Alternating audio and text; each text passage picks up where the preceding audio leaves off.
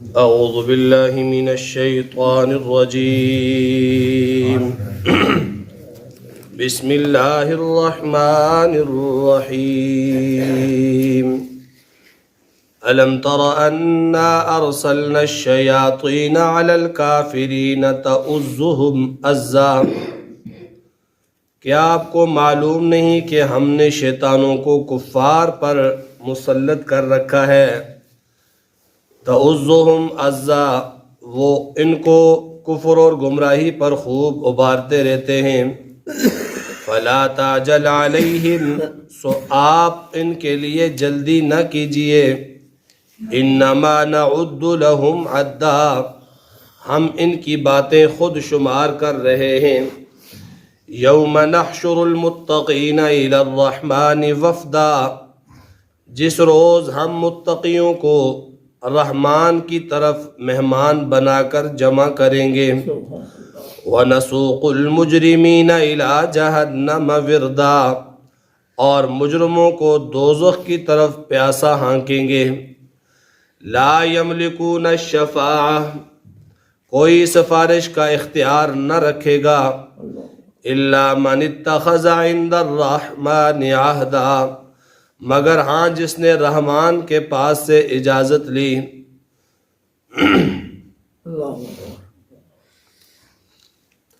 الم تر انا ارسلنا الشیاطین علی الکافرین تؤزهم عزا، کیا تم نے نہیں دیکھا کہ ہم نے شیطان کو کافروں پر مسلط کر دیا، کافروں پر چھوڑ دیا۔ تؤزهم عزا، اور وہ شیطان ان کافروں کو کفر پر، گمراہی پر، نافرمانی پر اور زیادہ ابھارتے ہیں۔ شیطان نے کفر کی بنیاد شیطان نے رکھی۔ کفر کہتے ہیں اللہ کے حکم کے انکار کو، اور سب سے پہلے جو اللہ کے حکم کا منکر ہوا وہ شیطان تھا۔ جب اللہ تعالیٰ نے حکم دیا آدم کو سجدہ کرو تو شیطان نے انکار کیا، ابا، انکار کیا، واستکبر، تکبر کیا، وکان من الکافرین، اور کافروں میں سے ہو گیا۔ تو کفر کی ابتدا شیطان نے کی، انکار کی ابتدا شیطان نے کی، اور پھر اللہ جل جلالہ نے شیطان کو راندہ درگاہ کر دیا۔ انسانوں میں سے جو شیطان کے راستے پہ چلے گا اللہ تعالیٰ نے اسے شیطان کا حامی اور شیطان کا دوست قرار دے دیا، اور انجام کے اعتبار سے اللہ نے فرمایا لَأَمْلَأَنَّ جَهَنَّمَ مِنَ الْجِنَّةِ وَالنَّاسِ أَجْمَعِينَ، جہنم کو میں نے بنایا ہے، اسے میں نے بھرنا ہے۔ تو وہ بھریں گے کس سے؟ الناس، جنات سے اور انسانوں سے۔ جنات سے مراد یہاں شیطان ہے، اور کیونکہ شیطان جنوں کی نسل میں سے کان من الجن ففسق عن امر، شیطان جو تھا ابلیس وہ جنوں میں سے تھا، اس نے رب کے حکم کی نافرمانی کی تو اللہ نے اسے راندہ درگاہ کر دیا۔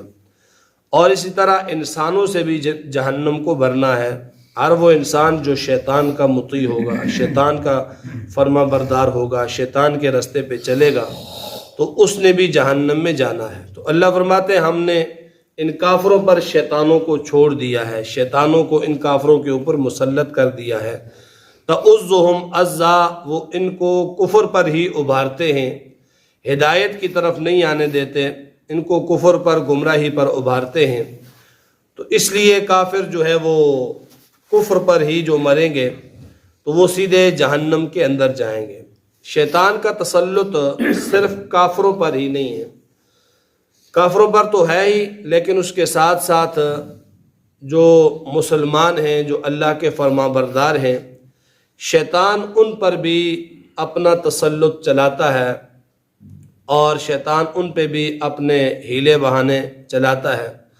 چنانچہ قرآن پاک کے اندر دوسرے مقام پہ آتا ہے وَمَن يَعْشُ عَن ذِكْرِ الرَّحْمَنِ نُقَيِّضْ لَهُ شَيْطَانًا فَهُوَ لَهُ قَرِينٌ، کہ جو اللہ کے ذکر سے اعراض کرتا ہے، ذکر سے مراد یہاں صرف یہ تسبیحات نہیں ہیں جو ہم پڑھتے ہیں، سبحان اللہ، الحمدللہ، لا الہ الا اللہ۔ ذکر سے مراد یہاں قرآن بھی ہے، کہ جو قرآن سے اعراض کرتا ہے، قرآن پڑھتا نہیں ہے، قرآن سمجھتا نہیں ہے، یا قرآن کے اندر جتنے احکامات اللہ نے دیے ہیں ان احکامات پر عمل پیرا نہیں ہوتا، یا اسی طرح اللہ کی تمام عبادات وہ بھی ذکر کے اندر داخل ہیں، تو فرمایا کہ جو اللہ کے ذکر سے منہ پھیرتا ہے تو نقیض لہو شیطان، ہم اس پر بھی شیطان کو مسلط کر دیتے ہیں، فہو لہو قرین، اور وہ شیطان اس کا دوست بن جاتا ہے، پھر وہ اس کو اپنے راستے پہ چلاتا ہے،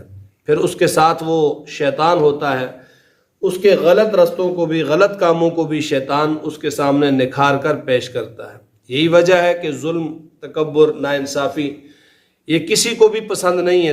کائنات میں کوئی بھی انسان ایسا نہیں ہوتا کہ وہ یہ کہے کہ مجھے لوگ ظالم کہیں یا مجھ پر ظلم کیا جائے، لیکن اس کے باوجود بھی بڑے بڑے ظالموں کو آپ نے دیکھا ہوگا کہ وہ اپنی بڑائی کے زوم میں ظلم کرتے ہیں تاکہ لوگ ہمیں بڑا سمجھیں۔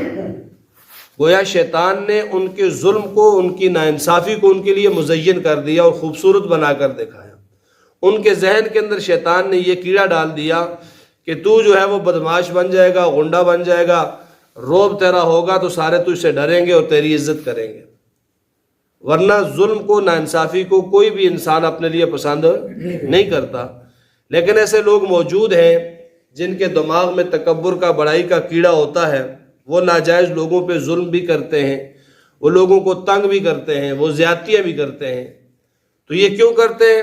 کہ یہ ان کا ایک نشہ، شیطان ان کے لیے یہ نشہ بنا دیتا ہے، وہ یہ چاہتے ہیں کہ جی سارے ہمارے زیر دست ہونے چاہیے۔ تو شیطان جو ہے وہ برے اعمال کو مزین کر کے پیش کرتا ہے۔ یہ جتنی بدعات ہیں، جتنی رسومات ہیں، اب ان کو کوئی بھی نہیں چھوڑ رہا ہے۔ جس کو معلوم ہے کہ یہ بدعت ہے، یہ غلط ہے، یہ رسم ہے، یہ خلاف دین ہے، خلاف شریعت ہے، لیکن پھر بھی اسے نہیں چھوڑ رہا۔ کیوں؟ شیطان نے اسے مزین کر دیا، شیطان بہترین بنا کر اسے دکھلا رہا ہے، شیطان نے اس کے ذہن کے اندر ایسی ایسی باتیں بھر دیں کہ وہ چھوڑنے پہ تیار نہیں ہو رہا۔ بہت ساری ایسی چیزیں ہیں جس میں کہیں نہ کہیں ہم سب ملوث ہیں۔ تو فرمایا کہ شیطان کو ہم اس پر مسلط کر دیتے ہیں۔ پھر یہی نہیں ہے کہ شیطان صرف اسی پر مسلط ہوگا کہ جو بہت ہی برا ہے، شیطان ہر آدمی پر اپنا اثر چلاتا ہے، ہر آدمی پر وہ کوشش کرتا ہے۔ نیک لوگوں کے ساتھ بھی ہوتا ہے، بعض لوگ ہوتے ہیں وہ بہت نیک ہوتے ہیں لیکن انہیں وہ نیکی کے زوم میں مبتلا کر دیتا ہے، وہ اپنی نیکی کے تکبر میں ہوتے ہیں، وہ اپنے آپ کو ایسے مطمئن سمجھتے ہیں کہ گویا ہم جنت کے وارث ہم ہی ہیں، اور وہ کسی عام آدمی کا ذکر کرے تو وہ ایسے الفاظ سے کرتے ہیں گویا وہ یہ اسے جو ہے وہ نیک یا مسلمان ہی نہیں سمجھ رہا۔ نیکی کے زوم کے اندر شیطان مبتلا کر دیتا ہے۔ کوئی بڑا عالم بن گیا، پیر بن گیا تو اس کو اس زوم میں مبتلا کر دیتا ہے۔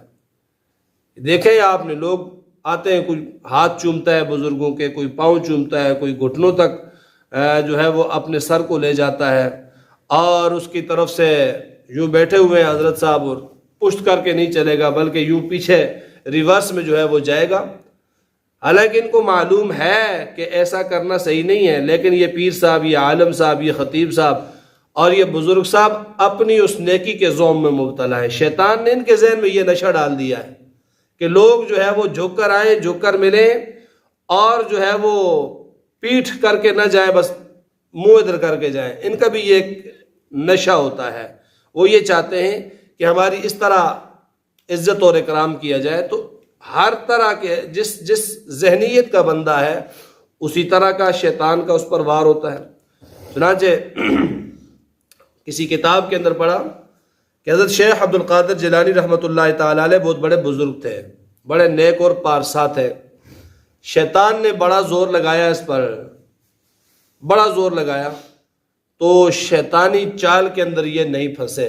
بالآخر شیطان سامنے آیا اور اس نے کہا کہ تجھے تیرے علم نے بچا لیا، تجھے تیرے تقوی نے بچا لیا، تجھے تیری بزرگی نے مجھ سے بچا لیا، ورنہ میں نے بڑی کوشش کی تھی کہ تجھے میں بہلا اور پھسلا دوں، تو اس بزرگ نے کہا کہ دفع ہو جا، پہلے تو نے جو وار کیے تھے وہ تو آسان تھے، اب جو وار کیے یہ بڑا ہی خطرناک ہے کہ تو مجھے کہتے ہیں مجھے میرے علم نے یا تقوی نے بچا لیا، کہ میں اپنے علم اور تقوی پر اتراؤں اور کہوں کہ میں بڑا عالم اور متقی ہوں، یہ سب سے خطرناک وار ہوتا ہے۔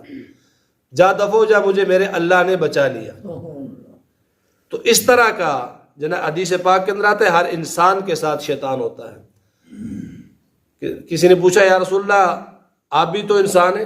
تو فرمایا کہ میرے ساتھ بھی ہے، لیکن جو میرا شیطان ہے وہ اتنا مطیع اور فرما بردار ہو گیا، وہ مجھے خیر کے علاوہ کسی چیز کا حکم ہی نہیں دیتا ہے، وہ وسوسہ بھی ڈالے گا تو وہ اچھائی کا ڈالے گا۔ تو فرمایا کہ جتنے بھی کافر ہیں ان پر ہم نے شیطانوں کو مسلط کر دیا۔ فلا تعجل علیہم انما نعد لهم عدا۔ سو اے پیارے پیغمبر آپ ان کافروں کے لیے، ان کے عذاب کے لیے جلدی نہ کریں۔ بس اوقات آپ صلی اللہ علیہ وسلم دل برداشتہ ہو کر کہ یہ چاہت رکھتے، یہ ذہن میں رکھتے، یہ دعا کرتے کہ یا اللہ ان کو ہلاک ہی کر دے، یہ ختم ہی ہو جائے۔ تو فرمایا فلا تعجل علیہم، آپ ان پر جلدی نہ کریں، ان پر جلدی عذاب نہ مانگیں۔ کیوں؟ انما نعد لهم عدا، ہم ان کی باتیں خود شمار کر رہے ہیں، گن رہے ہیں، دیکھ رہے ہیں، لکھ رہے ہیں، اور جب ان کا مکمل طور پر ان کا وہ کھاتا بھر جائے گا تو پھر ان کو ہم پکڑیں گے۔ یوم نحشر المتقین الی الرحمن وفدا، فرمایا جس دن ہم متقی پرہیزگار لوگوں کو وفد کی شکل میں مہمان بنا کر جمع کریں گے۔ نیک اور متقی لوگ، وہ جو شیطان کے جھانسے میں نہیں آتے، یا وہ شیطان کے جھانسے میں آ کر شیطان کے پیچھے چلتے نہیں ہیں، وہ جن سے گناہ ہو گیا گناہ پر اڑتے نہیں ہیں۔ گناہ پر اڑنا بھی، ضد کر لینا، یہ بھی شیطان کا بہکاوا ہے۔ گناہ ہو جاتا ہے انسان سے تو فوراً اللہ سے معافی مانگ لے۔ فرمایا متقی لوگوں کو وفد کی شکل میں مہمان بنا کر لائیں گے، ان کی بڑی آؤ بھگت ہوگی، پروٹوکول ہوگا، آگے پیچھے فرشتے ہوں گے، رستے سجائے ہوئے ہوں گے، اور سیدھے دار النعیم نعمتوں کے گھر جنت کی طرف انہیں لایا جائے گا۔ جنت کے اندر ان کا استقبال ہوگا اور بڑے اعزاز و اکرام کے ساتھ جنت میں انہیں بٹھایا جائے گا، مسحریاں جنت کی لگی ہوئی ہوں گی۔ وَنَسُوقُ الْمُجْرِمِينَ إِلَى جَهَنَّمَ وِرْدًا، اور مجرموں کو دوزخ کی طرف پیاسا ہانکیں گے، سخت پیاس کے اندر یہ مبتلا ہوں گے، اور پھر انہیں جس طرح جانوروں کو ہانکا جاتا ہے، دائیں بائیں جانور بھاگتے ہیں، پیچھے مالک ڈنڈا لے کے کھڑا ہوتا ہے اور سیدھے راستے پہ رکھنے کے لیے ڈنڈے مارتا ہے اس کو، اس طرح ہم مجرموں کو ہانکیں گے جہنم کی طرف۔ اور پھر لا یملکون الشفاعۃ، وہاں پر سفارش کا اختیار کسی کو نہیں ہوگا، سفارش کا اختیار کوئی سفارش نہیں کر سکے گا۔ الا من اتخذ عند الرحمن عہدہ، مگر وہ سفارش کریں گے جن کو اللہ تعالیٰ سفارش کی اجازت دیں گے، اس کے علاوہ کوئی کسی کی سفارش نہیں کرے گا۔ من ذا الذی یشفع عندہ الا باذنہ، کون ہے جو اللہ کے ہاں سفارش کرے؟ الا باذنہ، مگر اللہ کی اجازت کے ساتھ۔ سفارش کا اختیار وہاں کسی کے پاس بھی نہیں ہوگا سوائے اس کے جس کو اللہ تعالیٰ نے سفارش کا حق دے دیا۔ سب سے بڑا حق سفارش کا جناب نبی مکرم صلی اللہ علیہ وسلم کو دیا۔ شفاعت کبریٰ بھی ان کے لیے، شفاعت صغریٰ بھی ان کے لیے، کہ آپ صلی اللہ علیہ وسلم شفاعت کبریٰ تو ہر انسان کی کریں گے، کافر مسلم نیک بد ہر ایک کے لیے کریں گے، اور وہ لمبی حدیثیں آپ سنتے رہتے ہیں۔ اور شفاعت صغریٰ میں جو اس کے بعد کی سفارشیں ہیں، اللہ کے نبی اپنے مطیع اور فرما بردار لوگوں کی سفارش کریں گے۔ نماز پڑھنے والے جو ہیں ان کے اعضائے نماز کو دیکھ کر ان کی سفارش کریں گے، نیک لوگوں کی سفارش کریں گے۔ پھر اسی طرح آگے چل کر سفارش کا حق اللہ نے دے دیا ان بچوں کو جو بلوغت سے قبل فوت ہو جاتے ہیں۔ حدیث کے اندر آتا ہے جو بلوغت سے قبل فوت ہو جاتے ہیں، بچپن میں بچے فوت ہو جاتے ہیں، اللہ ان کو سفارش کا حق دیتے ہیں اور ان کی سفارش اللہ قبول بھی کرتے ہیں۔ پھر اسی طرح درجہ بدرجہ سفارش، حافظ قرآن کو اللہ سفارش کا حق دیتے ہیں، عالم دین کو سفارش کا حق دیتے ہیں۔ تو فرمایا کہ بغیر اللہ کی اجازت کے کوئی بھی سفارش نہیں کر سکے گا۔ اور سفارش کے زوم میں یہاں جو لوگ چلے جاتے ہیں، میرا تعلق فلاں کے ساتھ ہے وہ میری سفارش کر دے گا، میرا فلاں کے ساتھ ہے وہ سفارش کر دے گا۔ مشرکوں کا عقیدہ یہ تھا کہ ہم بتوں کو اس لیے پوجتے ہیں کہ قیامت کے دن ہماری یہ سفارش کر دیں گے، یہ قیامت کے دن اللہ کے ہاں ہمارے لیے لڑیں گے، جھگڑیں گے، سفارش ہماری یہ کر دیں گے۔ تو فرمایا کہ وہاں پر سفارش کا اصول یہ ہے کہ کوئی بھی سفارش کا مالک نہیں ہوگا، سفارش وہاں پر کرے گا آپ کی نماز اعمال میں سے وہ آپ کی سفارش کرے گی۔ حدیث پاک کے اندر آتا ہے یہ قرآن پاک جو دنیا میں پڑھتا رہا، اس پر چلتا رہا، عمل کرتا رہا، یہ سامنے آ کر کھڑا ہو جائے گا اور یہ انسان کو جہنم میں نہیں لے جانے جائے گا۔